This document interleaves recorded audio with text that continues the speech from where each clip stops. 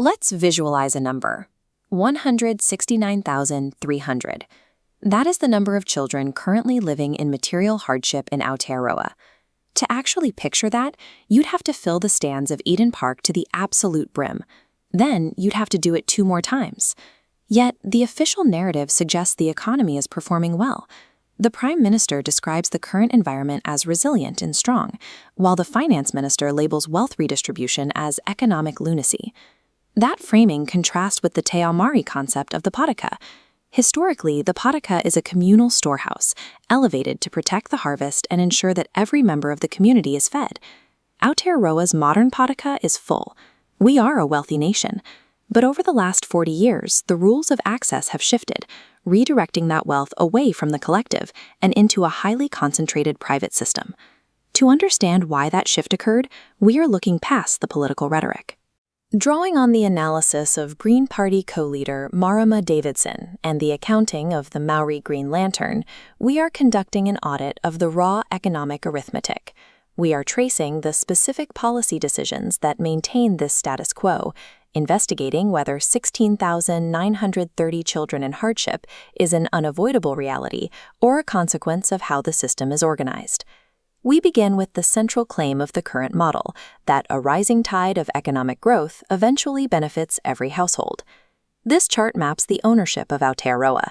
The top 10% of households now hold 49% of all household net worth. Meanwhile, the bottom 50% of the country shares a 6.7% sliver. At the lower end of the spectrum, the disparity is even more acute. The bottom 20% of New Zealanders hold more debt than assets, causing their net worth to drop into negative territory. This wealth is also being extracted offshore. In a single year, 4 Australian-owned banks recorded $6.5 billion in profit from New Zealanders. That capital, generated from local mortgages and overdraft fees, is transferred directly to parent companies across the Tasman. Government policy has further incentivized this concentration. While Māori health and housing programs faced funding reductions, the 2026 budget allocated $2.9 billion to landlords through the restoration of interest deductibility. Under these conditions, growth is the upward movement of wealth into the hands of asset owners and offshore institutions.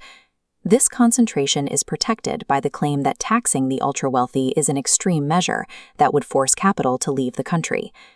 The arithmetic of the Green Party's proposed wealth tax is highly specific. It applies a 2.5% rate only on net assets above $10 million, and it completely exempts the family home. This measure would only affect 0.3% of the population. The proposed inheritance tax follows a similar buffer model. The first $1 million of any intergenerational transfer is passed down tax-free. The 33% rate only applies to the portion of the inheritance that exceeds that $1 million mark. Revenue from these targeted taxes would fund a broader tax cut, making the first $10,000 of income for every New Zealander entirely tax-free. As for the fear of capital flight, we can look to Norway. They have maintained a wealth tax for decades while building a $1.9 trillion sovereign wealth fund and keeping child poverty levels below 4%. Targeted taxes on concentrated wealth are a standard mathematical mechanism for funding public services and reducing systemic inequality. This extractive logic follows the commercial trawlers into the deep sea, where it is argued that environmental protections are a burden on industry. Bottom trawling involves dragging steel nets across the ocean floor, destroying habitats on coral seamounts that took thousands of years to grow.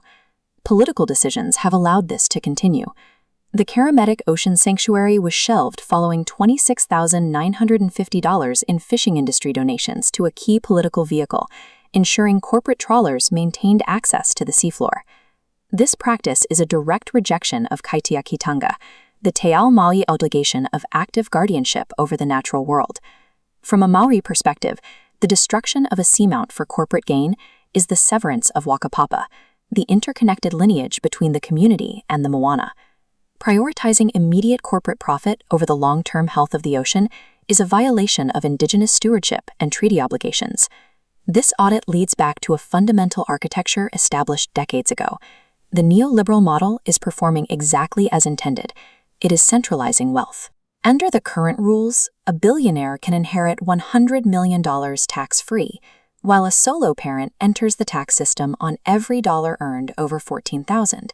This arrangement fails the test of manaakitanga, the structural responsibility to uphold the dignity and well-being of the entire community.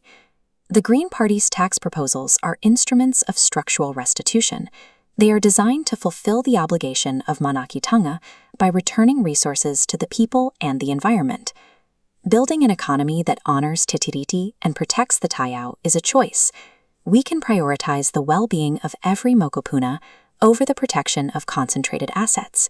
Some will continue to call these adjustments lunacy. We call them arithmetic.